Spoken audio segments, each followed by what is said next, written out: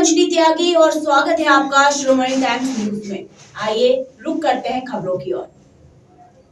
जिला पंचायत सदस्य और पीड़ित परिवार को सहायता राशि देने अधिकारी के नाम सौंपा गया ज्ञापन। पीड़ित व्यक्ति स्वस्थ बनी हुई नाजुक स्थिति, आखिर कब होगी दोषियों पर कार्रवाई। तहसील कार्यालय के सामने ही एक दिन पूर्व 21 फरवरी के दोपहर 3:30 बजे किरणापुर के तहसीलदार किरणापुर शोभना ठाकुर का वाहन से बुजुर्ग गंभीर रूप से घायल हुए थे, जिसके तुरंत ही नजदीकी महाराष्ट्र गोंदिया रेफर कर दिया गया। वहीं इस घटना का तूल पकड़ते हुए आज परिजन अनुविभागीय कार्यालय में उपस्थित दयाराम मात्रे, पिता रामदास मात्रे, जाति मरार, निवासी बामन गांव का निवासी है। भाई जयराम मात्रा के साथ दोनों भाई किसी काम से बालाघाट गए हुए थे। वापसी में बस्ते तहसील कार्यालय के सामने उतरे, हीरी बाजार की ओर जा रहे थे, तभी पीछे से तेज रफ्तार से गाड़ी तहसीलदार किरणापुर शोभना ठाकुर का वाहन क्रमांक MP 50ZA 7514 वाहन की टक्कर लगने से गंभीर चोटें आई थी, जिससे कि दुर्घटना की जानकारी लेकर FIR दर्ज करने किरणापुर थाना दर्ज नहीं की गई थी। जब जिला पंचायत सदस्य मीरा राधेश्याम सिंघन दुबे को पूरी घटना की जानकारी दी गई, जो कि पीड़ित परिवार एवं ग्राम के नागरिकों के साथ आज 22 फरवरी 2023 को अनुविभाग कार्यालय में ज्ञापन सौंपने पहुंचा। तो आए हो SDM कार्यालय, क्या मामला को लेके आए थे आप? मामला ऐसा है कि मेरा जो जिला पंचायत क्षेत्र है, जिला पंचायत क्षेत्र क्रमांक 6 से प्रतिनिधि के तौर पे मैं कार्य कर रहे हैं। तो ऐसा है कि ग्राम पंचायत बम्बन गांव के निवासी जयराम मात्रे जी और दयाराम मात्रे जी दोनों भाई बालाहाट गए थे किसी कार्य की वजह से। अब वो यहाँ तहसील कार्यालय के सामने उतरे वो, और यहाँ से हिर्री का बाज़ार था, तो हिर्री के बाज़ार के लिए वो धीरे धीरे जा रहे थे। और पीछे से तहसीलदार महोदया की गाड़ी पीछे से उनके ड्राइवर के द्वारा तेज़ गति से लाया गया और वो तहसील कार्यालय के अंदर जाने के प्रयास कर रहे थे। उसी दौरान ये रोड के किनारे अपने साइड से जा रहे थे, और जिसमें जयराम जी को टक्कर मारती हुई वो गाड़ी आगे निकल गई। उससे ये हुआ कि जयराम मात्रे जो है काफ़ी उनके ऊपर काफ़ी गंभीर चोट आई, सर के ऊपर मार लगी, आँख भी उसका डैमेज हुआ है उनका। तो तुरंत ही संज्ञान लेते हुए उसी गाड़ी से उनको प्राथमिक उपचार के लिए प्राथमिक स्वास्थ्य केंद्र किरणापुर ले जाया गया, लेकिन डॉक्टर द्वारा उन्हें कहा गया कि यहाँ इनका इलाज होना संभव नहीं है, तो उनको जिला चिकित्सालय की ओर रिफ़र किया गया। लेकिन उनकी स्थिति ज़्यादा गंभीर थी, इसलिए उनको परिजनों ने स्थिति को देखते हुए द्वारका हॉस्पिटल गोंदिया में एडमिट किया उन्होंने, और उनका CT स्कैन और अन्य उपचार होने के बाद में उनकी स्थिति बहुत नाजुक बनी हुई है। और ऐसी परिस्थिति में जो लापरवाहीपूर्वक दोषी के द्वारा जो गाड़ी चलाया जा रहा था और जो अपने साइड से जा रहे हैं उनको टक्कर मारते हुए आगे यदि गाड़ी निकल जाती तो आज उनका मतलब जान जाने की संभावना बनी हुई है। ऐसी स्थिति में दोषियों के खिलाफ कड़ी कार्रवाई हो, इसकी पूर्व सूचना हमने ज्ञापन भी देना है हमको, कल ज्ञापन देने आएंगे हम, तो उसकी पूर्व सूचना हम अनुभागीय अधिकारी को देने के लिए आए थे, और इसकी एक FIR रजिस्टर करने की कॉपी भी हमने थाना में जमा करवाए हैं। अभी स्थिति क्या है सर? अभी की स्थिति उनकी नाजुक बनी हुई है। उनका 2 बजे रात में 2 बजे जो है उनका ऑपरेशन हुआ ब्रेन का क्लॉटिंग के संबंध में। अब संबंधित परिजनों के द्वारा अवगत कराया गया कि उनकी स्थिति बहुत नाजुक बनी हुई है, कुछ कहा नहीं जा सकता, अभी तो कोमा में ही है कल से वो। सर अभी जो चल रहा है जो इलाज वो किनके माध्यम से चल रहा है? ट्रामा सेंटर है द्वारका हॉस्पिटल, वहाँ परिजनों के द्वारा किया जा रहा है? अभी तो परिजनों के द्वारा कराया जा रहा है। ओके। कल दुर्घटना होने के बाद में ऐसा है कि यहाँ तहसील कार्यालय की गाड़ी थी, SDM मैडम भी यहाँ उपस्थित थे। अब उन दोनों को तहसीलदार मैडम और उनको जाकर के जो घायल है उनकी स्थिति को देखना था और तुरंत ही कुछ ना कुछ कार्रवाई करना था, लेकिन अभी तक के कोई कार्रवाई नहीं हुई है और अभी परिजनों द्वारा ही इलाज कराया जा रहा है, जबकि उनकी आर्थिक स्थिति भी काफ़ी कमज़ोर है। तो उनको आर्थिक सहायता जो दोषी है उनके द्वारा भी दिया जाए और शासन प्रशासन से जो मदद हो सके वो भी उनको दिया जाना चाहिए। ठीक। श्री गुरु गोविंद सिंह जी के 4 साहिबजादे की शहीदी को समर्पित महान नगर कीर्तन गुना जिले के शारोड़ा पहुंचा। यहाँ पर विश्व हिंदू परिषद ने भव्य स्वागत किया। के बाद ग्राम पगारा के गुरुद्वारा में दीवान सजा और कथावाचकों ने शहीदों पर संगीतमय कथा का वाचन किया। संगत ने भारी संख्या में हिस्सेदारी निभाई। वहीं गुरुद्वारा के प्रबंधक बाबा बलदेव सिंह ने महानगर कीर्तन के संयोजक बाबा तेग सिंह का सम्मान किया। गतका पार्टी ने शस्त्रों का प्रदर्शन किया। संगत ने पवित्र निशानियों के दर्शन किए। अटूट लंगर में प्रसादी ग्रहण की।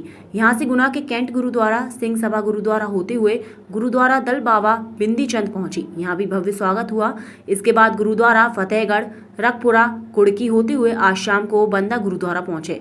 वहीं यहां पर दीवान सजेगा, कथा वाचन होगा, महापुरुषों के प्रवचन होंगे, पवित्र निशानियों के दर्शन होंगे। आज भी गाँव-गाँव में भव्य स्वागत हुआ। अशोकनगर में भव्य कीर्तन निकला। हजारों नागरिकों ने अभूतपूर्व स्वागत किया। घटका पार्टी द्वारा विभिन्न हथियारों के साथ प्रदर्शन किया गया। इसके उपरांत दीवान सजा, कथावाचकों ने प्रवचन दिए, अटूट लंगर में प्रसाद दी, हजारों नागरिकों ने ग्रहण की। बाबा तेग सिंह ने संगत का सरोफा पहनकर आशीर्वाद दिया। वहीं महान नगर कीर्तन 2 मार्च तक निकल रहा है, जो कि 10 जिलों के 119 गुरुद्वारों में पहुंचेगा। इस कीर्तन यात्रा का प्रमुख उद्देश्य 4 साहिबजादों की शहादत को आमजन के बीच पहुंचाना है। इस यात्रा में एक रथ में चारों साहिबजादों के अस्त्र शस्त्र, वस्त्र और अन्य सामग्री भी प्रदर्शित की जा रही है। Bureau chief Umesh Singh Jha.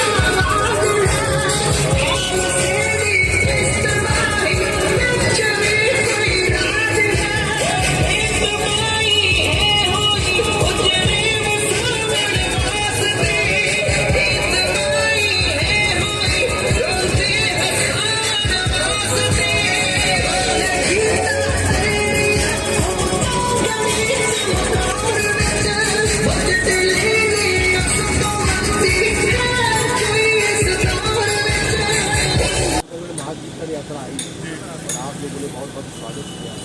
आपको कैसा महसूस हुआ और कैसा लग रहा है? और बहुत अच्छा लग रहा है।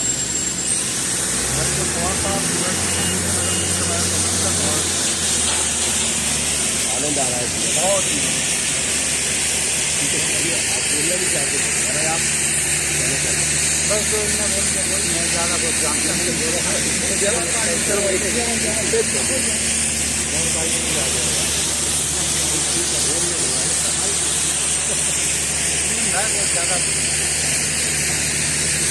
मेरा नाम है का पास का निवासी कुमारगढ़ का ही हूँ। और ये गुरु महाराज की बख्शिश, कृपा, ऐसे संत महापुरुष हमें मिले जिन्होंने आके इस जंगल में मंगल लगाए और ये इस पावन स्थान बनाया। और आज जो मौजूदा वक्त है उसमें धर्म की तो हमेशा ही ज़रूरत है। यदि व्यक्ति धर्म के साथ जुड़ा रहेगा तो उसकी सारी समस्याओं से वो पार पा सकता है। और ये महापुरुष जो इस तरह की नगर कीर्तन और ये इस तरह के प्रोग्राम करते हैं, निश्चित रूप से ये संगत के लिए, हमारे समाज के लिए बहुत अच्छी चीज़ें हैं। और हमारी जो आने वाली जनरेशन है इससे जुड़ेगी, उनको इतिहास की जानकारी मिलेगी और वो जाके गुरु महाराज के दरबार से जुड़ेंगे। निश्चित रूप से इसका होगा। मैं गुरु महाराज जी का कोटान कोट धन्यवाद करता हूँ और महापुरुषों को भी धन्यवाद देता हूँ जिन्होंने इस तरह का ये कीर्तन दरबार आरम्भ किया है। वाहिगुरु जी का खालसा। जी प्रमाण पत्र दिखाइए, आप किस सम्मान पत्र देते हैं? सम्मान पत्र, ठीक है। बलदेव सिंह महापुरुष हिलराम सेवादार। बाबा संत बाबा मनजीत सिंह जी हिलराम वाले, उन्होंने स्थान पर बाबा अजयपाल सिंह जी ने वक्त मुखी जहेदार विक्रम हिलराम वाले। अभी संगत जो आ रही है और महानगर कीर्तन आ रहा है, आपको गुरुद्वारे में कैसा लग रहा है, कैसा महसूस हो रहा है? बहुत सोहना हो रहा है। परमेश्वर की कृपा है, गुरु नानक साहब की महाराज की आ, संतां महापुरखां की कृपा आ। असीं तो इन्ने जोगे नहीं जिन्हां दी उन्हां दी मर्यादा दे नाल संतां भी सानूं नमस्कार कर रहीआं। असीं तो साध संगत दे चरण धोते हां।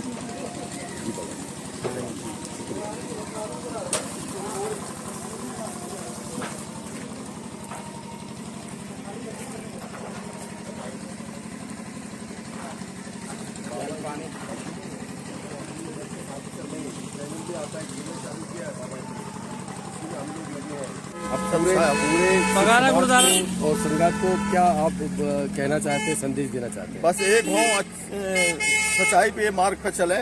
गुरु नानक देव जी के जो निर्देश हैं उन पर चलें हम लोग, और बस उनकी आज्ञा का पालन करें, सच बोलें, सच का ही कार्यक्रम रहे हर जगह, और झूठ से बचें, और लंगर की सेवा गुरुओं को जो दसवंध का निकालना है वो निकालते रहें, कृत करें, कमाई करें, लड़ाई झगड़ों से बचें, बुरे कामों से बचें, अच्छाई का संदेश देते हैं। बहुत बहुत संधू साहब आपका नाम दोबारा पूछो। आप सतपाल सिंह संधू बढ़िया से और ये पगारा में आपकी क्या सेवा है? तो आते रहते हैं सब जगह से आते रहते हैं, हर जगह गुरुद्वारा में सब एक ही है, एक भावना से एक ही गुरु बात। का- हाँ। ठीक है। मेरा नाम है जिनका पास का निवासी हूँ, कुवारगढ़ का ही हूँ। और ये गुरु महाराज की बख्शिश कृपा, ऐसे संत महापुरुष हमें मिले जिन्होंने आके इस जंगल में मंगल लगाए और ये इस पावन स्थान बनाया।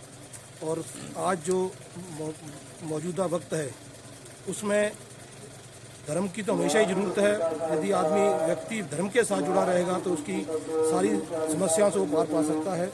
और ये महापुरुष जो इस तरह की नगर कीर्तन और ये इस तरह के प्रोग्राम करते हैं, निश्चित रूप से ये संगत के लिए, हमारे समाज के लिए बहुत अच्छी चीज़ें हैं। और हमारी जो आने वाली जनरेशन है इससे जुड़ेगी, उनको इतिहास की जानकारी मिलेगी और वो जाके गुरु महाराज के दरबार से जुड़ेंगे। निश्चित रूप से इसका होगा। मैं गुरु महाराज जी का कोटान कोट धन्यवाद करता हूँ और महापुरुषों को भी धन्यवाद देता हूँ जिन्होंने इस तरह का ये कीर्तन दरबार आरम्भ किया है। वाहिगुरु जी का खालसा। ये प्रमाण पत्र दिखाइए आप जो किस सम्मान पत्र देते हैं। सम्मान पत्र। ठीक है। बहुत पुराना गुरुद्वारा है और आपकी सेवा भी बहुत पुरानी है, तो बताइए उस गुरुद्वारे के विषय में बताइए। ये गुरुद्वारा पंज प्यारों के मुखी भाई दया सिंह जी के उनकी संस्था से ये गुरुद्वारा है। गुरुद्वारा ये राणा साहब की संस्था है, हमारे लुधियाना के पास में है। संत बाबा ईसर सिंह जी, उनके बाद संत बाबा वरयाम सिंह जी और उनके उपरांत संत बाबा गुरदीप सिंह जी। अभी वर्तमान में हमारे संत बाबा सतनाम सिंह जी जो यहाँ की सेवा निभा रहे हैं। और यहाँ पर लगभग 20 वर्ष से अधिक हो चुके हैं इस गुरुद्वारे को। और इस इलाके में जब गुरु महाराज जी नहीं आए थे उस समय सिख समाज की स्थिति ये थी कि लगभग 95% लोग ऐसे थे मांस मदिरा में लिप्त थे। जब से वो महाराज जी यहाँ आए तो उन्होंने इन कुरीतियों से सिख समाज को दूर किया और अमृत पान कराकर यहाँ पर हजारों की तादाद में सिखों को उन्होंने अमृत छकाकर सिख बनाया। जो आज हम लोग ये कपार और ये दाढ़ी वगैरह जो आज हमारी दिख रही है, सिर्फ वो गुरु महाराज की देन है। आज अगर वो यहाँ नहीं होते तो हम भी पता नहीं आज नशे पत्ते में पता नहीं कहाँ होते। यहाँ की स्थिति बहुत ही दयनीय थी।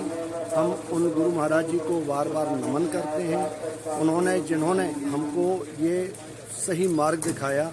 और उनका आज एक उत्तर प्रदेश में 4 गुरुद्वारे हैं। वहाँ पर एक खुबिया नंगल बिलासपुर में जो जिला रामपुर में पड़ता है, वहाँ पर बड़ा स्थान है। 1 तारीख को वहाँ पर हर महीने की 1 तारीख को सत्संग होता है और यहाँ पर हर महीने की 5 तारीख को सत्संग होता है और काफ़ी तादाद में यहाँ संगत आती है। उनका मकसद एक ही है कि जो लोग नशे पत्ते और गलत आदतों में पड़े हैं उनको सीधे रास्ते पर लाना। जो भी लोग इधर मतलब भटके हुए हैं उनको सीधे रास्ते पे लाना, ये हमारे गुरु महाराज का। बाबा जी आप ये बताइए कि जो महान जो कीर्तन आया है, यात्रा चल रही है, इसमें आपने कौन कौन सी सेवा दी है इस यात्रा के लिए? ये यात्रा जो है ये हमारे गुरु महाराज के 4 साहिबजादे उनकी शहीदी को समर्पित है। उनसे हमको सभी को प्रेरणा लेना चाहिए कि गुरु गोविंद सिंह जी महाराज ने हमारे लिए सिख धर्म के अलावा भी उन्होंने मानवता की रक्षा के लिए और जुल्म को समाप्त करने के लिए, उनका ये नहीं था कि हमारा या मुसलमानों से कोई दुश्मनी या किसी से, जो भी जुल्म करते थे उनका नाश करने के लिए गुरु महाराज जी ने हमारे जो पंथ खालसा की स्थापना की थी। और जो 4 साहिबजादे हैं उन्होंने हिंदू धर्म की रक्षा के लिए अपना सब कुछ न्यौछावर किया। 2 साहिबजादे वहाँ पर जंग में शहीद हो गए और 2 साहिबजादे हमारे सरहंद साहब में न्यू में चुने गए। उनका यहाँ जो यात्रा के दौरान यहाँ पर जो आपने सेवाएं की हैं उसके विषय में थोड़ा सा बताइए। यहाँ पर जो सब संगत आई हम उनको नमन करते हैं। हमसे जो भी सेवा हो सके इस संस्था के माध्यम से हमारा गुरुद्वारा प्रबंधक कमेटी जो अशोकनगर में गुरु सिंह सभा अशोकनगर और हम लोगों ने सभी यहाँ की जिले की संगत ने मिलकर सेवा की है। हम अपने आप को सौभाग्यशाली मानते हैं और बाबा जी तेगा सिंह जी जिन्होंने ये नगर कीर्तन लेके आए हैं उनको हम बारंबार नमन करते हैं। जो कि जो गुरु महाराज जी के शस्त्र हैं, वस्त्र हैं, जिनके हम दर्शन करने के लिए मतलब ललायत रहते हैं, हमको पंजाब तक जाना पड़ता है। आज वो उन शस्त्रों को और वस्त्रों को लेकर यहाँ पर आए हैं।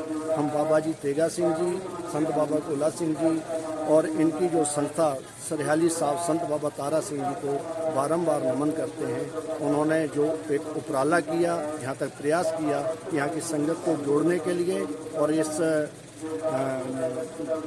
यात्रा के माध्यम से इस जो हमारे शस्त्र वस्त्र और सीधे मार्ग पर लाने के लिए उन्होंने प्रयास किए। धन्यवाद। बीजेपी की विकास यात्रा पर कांग्रेस ने सवाल उठाया। पूर्व केंद्रीय मंत्री सुरेश पचौरी ने कहा है कि विकास यात्रा के मायने क्या है। विकास यात्रा किसके लिए की जा रही है? विकास यात्रा में बीजेपी अपना प्रचार प्रसार कर रही है। जनता के पैसे का दुरुपयोग विकास यात्रा पर हो रहा है। बीजेपी ने अपने वादे नहीं निभाए हैं। प्रदेश सरकार को केंद्र के निभाए गए वादों को बताना चाहिए। विकास का पैमाना बुनियादी ढांचों पर कितना काम हुआ है, शिक्षा और स्वास्थ्य पर कितना काम हुआ है, गौतम अडानी की आय कैसी बढ़ी, ये सरकार को बताना चाहिए। राहुल गांधी ने भी ये सवाल संसद में किया था। इन सभी सवालों पर केंद्र सरकार चुप्पी साधे है। मुख्यमंत्री को ये बताना चाहिए कि बेरोजगारी कैसे बढ़ी। विकास यात्रा में यह बताना चाहिए कि प्रदेश में अपराध क्यों बढ़ रहे हैं, घोटाले क्यों हो रहे हैं। चुनाव में जनता बीजेपी से सवाल।